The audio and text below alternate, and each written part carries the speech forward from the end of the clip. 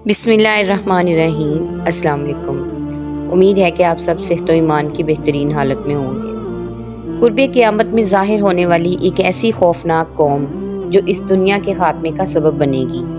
ये मखलूक इतनी ख़तरनाक होगी कि इस दुनिया और कायनात की हर चीज़ खा जाएगी।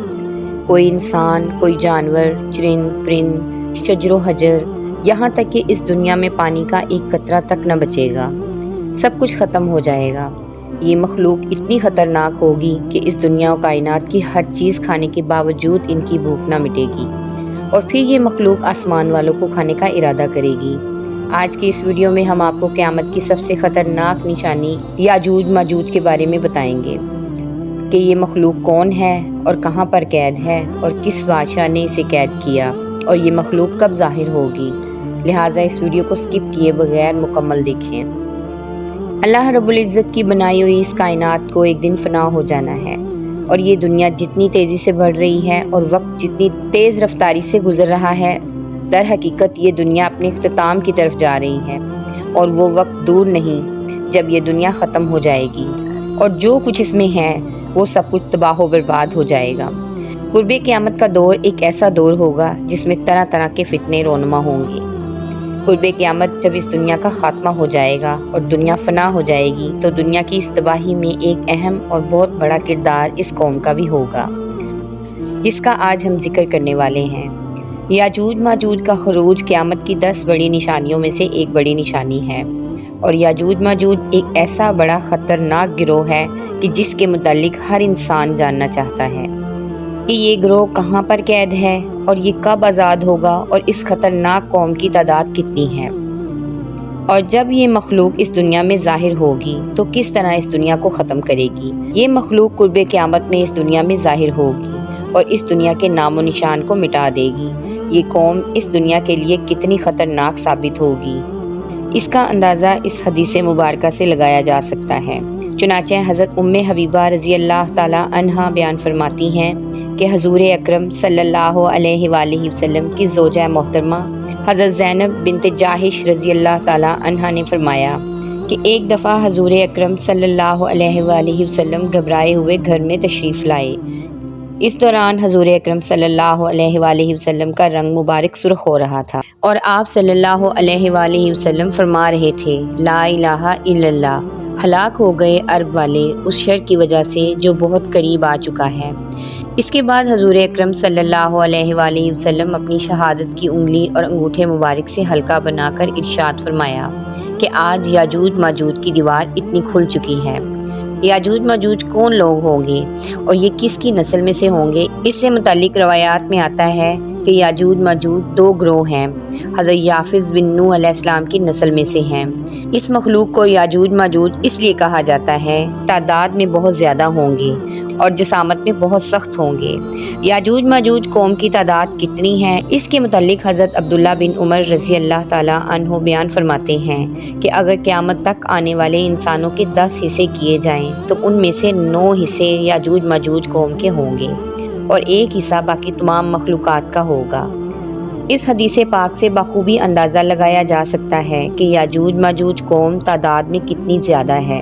अब बात करते हैं कि याजूज माजूज कौम की शक्ल व सूरत कैसी होगी और इनके अंदर कद और जसामत कैसी होगी। तो इसके बारे में रवायात में आता है कि याजूज माजूज का एक ग्रोह ऐसा है जिसके कद बहुत ज़्यादा लंबे हैं और याजूज माजूज कौम का ये ग्रोह हशरातुल अर्ज़ यानी सांप, बिच्छू और ज़मीन के कीड़े मकोड़े खाता है। इस मखलूक की नस्ल 1 साल में जितना बढ़ती है इतना कभी कोई मखलूक की नस्ल नहीं बढ़ती। ये कौम एक दूसरे को कबूतरों की तरह बुलाती है और कुत्तों की तरह बोलती है। इस खौफनाक मखलूक में बाज़ लोगों के सींग, दुम और लंबे लंबे दांत होंगे जो कच्चा गोश्त खाते होंगे और ये लोग कुर्बे क़यामत में ज़ाहिर होंगे। रवायात में आता है कि याजूज माजूज कौम के कुल 40 ग्रोह हैं। इन तमाम ग्रोह की शक्ल सूरत और खलकत एक दूसरे से नहीं मिलती। इन 40 ग्रोहों में से हर एक ग्रोह का बादशाह और ज़ुबान अलग-अलग है। اس قوم کا کھانا پینا زیادہ تر شکار سے ہوتا ہے اور یہ قوم اتنی خطرناک ہے کہ جب اس قوم کے لوگوں کو بھوک لگتی ہے تو یہ ایک دوسرے کو بھی کھا جاتے ہیں۔ حضرت حذیفہ سے روایت ہے، وہ بیان فرماتے ہیں کہ یاجوج ایک گروہ ہے اور ماجوج 4 گروہ ہیں اور ان کا ہر گروہ 4 لاکھ افراد پر مشتمل ہے۔ یہ مخلوق اتنی طاقتور ہے کہ اس قوم کا ہر فرد اس وقت تک نہیں مرتا جب تک وہ 1000 بچے پیدا نہ کرے۔ اس مخلوق میں ایک گروہ ایسا بھی ہے جو 4 گز لمبا اور 4 گز چوڑا ہے۔ حضرت علی رضی اللہ تعالیٰ عنہ سے روایت ہے، وہ بیان فرماتے ہیں کہ یاجوج ماجوج قوم کا ایک گروہ ایسا بھی ہے کہ جس کا قد صرف ایک بالش کے برابر ہے، یعنی ایک ہاتھ کے برابر ہے۔ اس گروہ کے چرندوں جیسے پنجے اور درندوں جیسے دانت ہیں، ان کے بال لمبے لمبے ہیں، ان کو گرمی اور سردی سے بچاتے ہیں، اور اس گروہ کے کان اتنے لمبے ہیں کہ ایک کان میں سردی اور دوسرے کان میں گرمی بسر کرتے ہیں۔ یہ قوم اتنی خطرناک ہے کہ اگر اس کے گروہ میں سے کوئی انسان مر جاتا ہے تو یہ لوگ خود ہی سے کھا جاتے ہیں۔ حضرت اکرمہ رضی اللہ تعالیٰ عنہ سے روایت ہے، وہ بیان فرماتے ہیں کہ شب اسرا کی رات اللہ رب العزت نے مجھے یاجوج ماجوج قوم کے پاس بھیجا۔ میں نے اس قوم کے لوگوں کو اسلام کی تبلیغ کی، لیکن اس قوم کے لوگوں نے اسلام قبول کرنے سے انکار کر دیا۔ یہ قوم دوزخی لوگوں اور شیطانوں کے ہمراہ جہنم میں جائے گی۔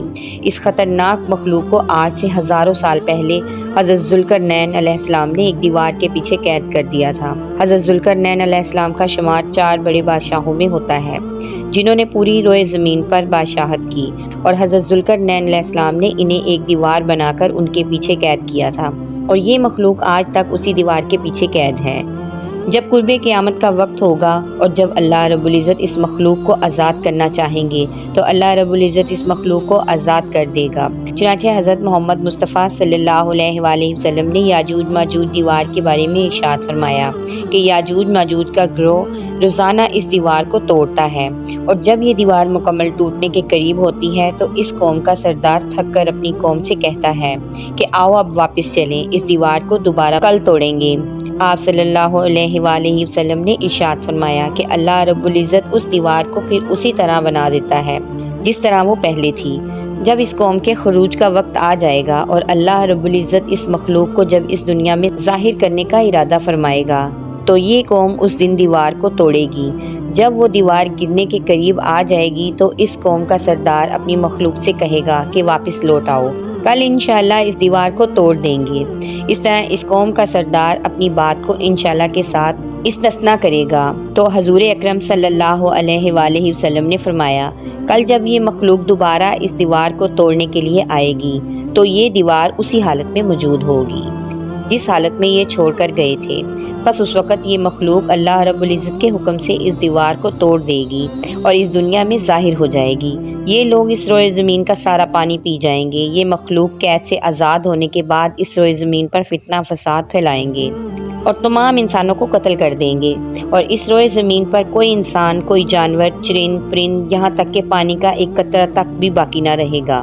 اس وقت ہر طرف چٹیل میدان اور ویرانی ہی ویرانی ہوگی، یہاں تک کہ جب یہ دنیا کے تمام لوگوں کو قتل کر چکے ہوں گے تو اس وقت یہ لوگ آسمان والوں کو بھی قتل کرنے کا ارادہ کریں گے اور ان کو قتل کرنے کے ارادے سے اپنے تیروں کو آسمان کی طرف پھینکیں گے، تو اللہ رب العزت کی قدرت سے وہ تیر خون آلودہ ہو کر واپس لوٹیں گے۔ یہ منظر دیکھ کر یہ قوم بہت خوش ہوگی اور یہ سمجھے گی کہ ہم نے آسمان والوں کو بھی قتل کر دیا۔ اس وقت یہ مخلوق کہے گی کہ ہم نے زمین والوں پر قہر نازل کر دیا اور آسمان والوں پر غالب آ گئے۔